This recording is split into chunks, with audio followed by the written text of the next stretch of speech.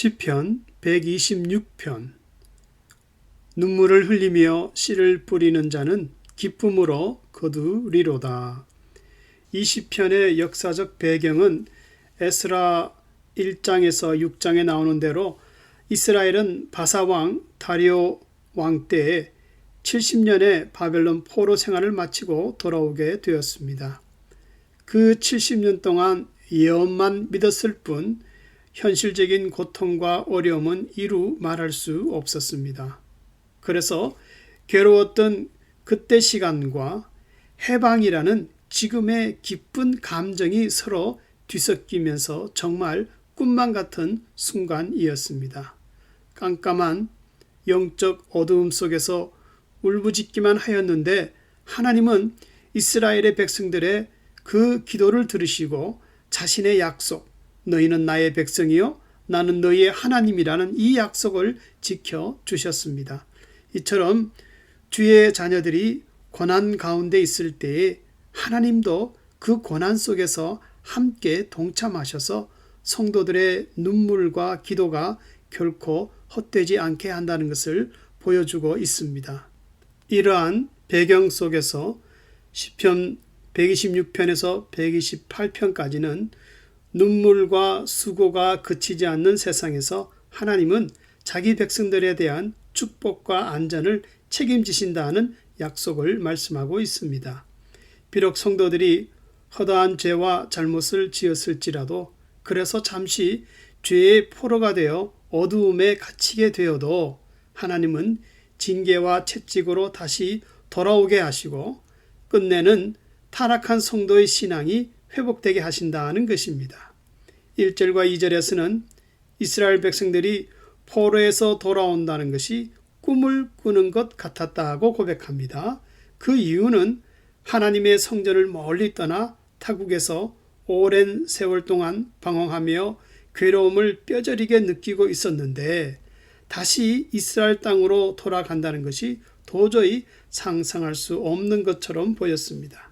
그러나 지금은 돌아와서 무너진 터가 재건되고 성전의 예배가 회복되고 다시 가나안 땅에서 추수할 수 있다는 현재의 사실이 너무나 꿈만 같아서 기쁨을 감출 수가 없었습니다. 그래서 2절에서는 이방인들이 하나님이 이스라엘을 위하여 큰 일을 행하셨다고 증거하였고 3절에서는 하나님의 백성 한 사람 한 사람 입술에 웃음이 가득하고 찬양이 가득하여 말하기를 하나님이 우리를 위하여 나를 위하여 큰 일을 행하셨다고 간증하고 있습니다. 과거 이스라엘은 그들이 신실한 믿음으로 하나님을 기쁘게 할 때는 가시밭의 백합화처럼 이방 나라의 찬란한 빛과 아름다움이 되게 하셨고 부러운 나라로 만드셨습니다. 그러나 하나님을 떠나 불신앙에 빠질 때는 이방 나라에 오히려 조롱과 부끄러움을 당하고 그들을 통해 심판과 연단을 받게 하셨습니다.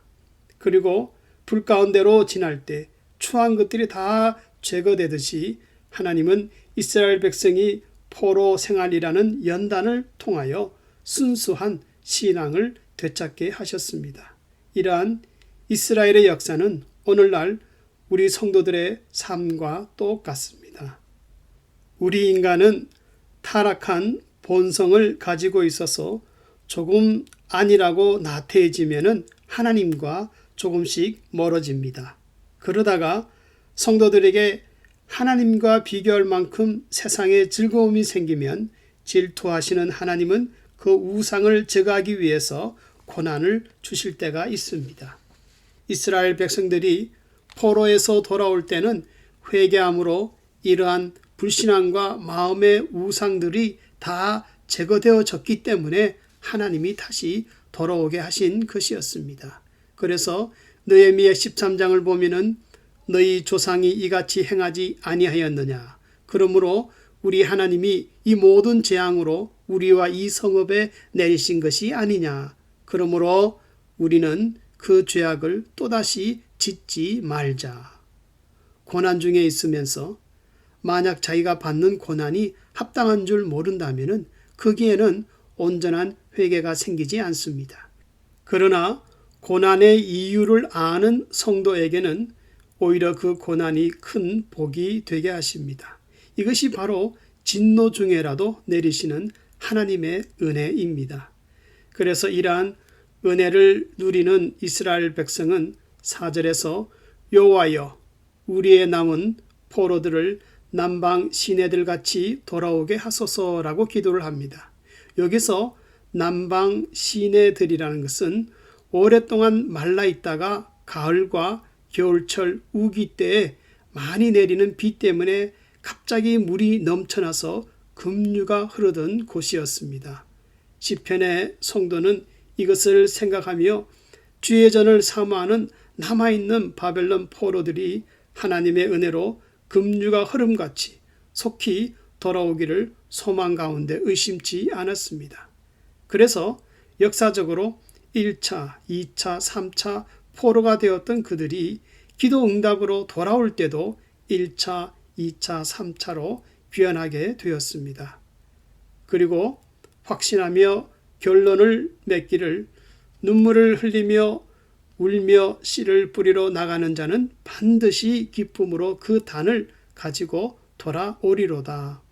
비록 고향으로 돌아온 그들이 와서 보니까 황폐하고 메말라 버린 땅에 곡식이 자랄 수 없음을 보고 눈물을 흘렸지만 그러나 땅을 경작하면서 낙심치 않고 씨를 뿌리는 자는 반드시 추수하는 기쁨을 맛볼 것이라는 믿음을 고백하고 있습니다. 시편의 성도가 당연히 이런 믿음을 갖는 것은 이미 포로 기간의 고통과 낙심 속에서 믿음의 기도로 씨앗을 뿌렸더니 곡식단을 거둠같이 하나님이 고향집으로 돌아오게 하는 큰 기쁨의 체험을 주셨습니다. 이런 믿음으로 이젠 눈물로 씨를 뿌리니 당연히 메마른 땅일지라도 기쁨으로 곡식단을 거두게 된다는 것입니다.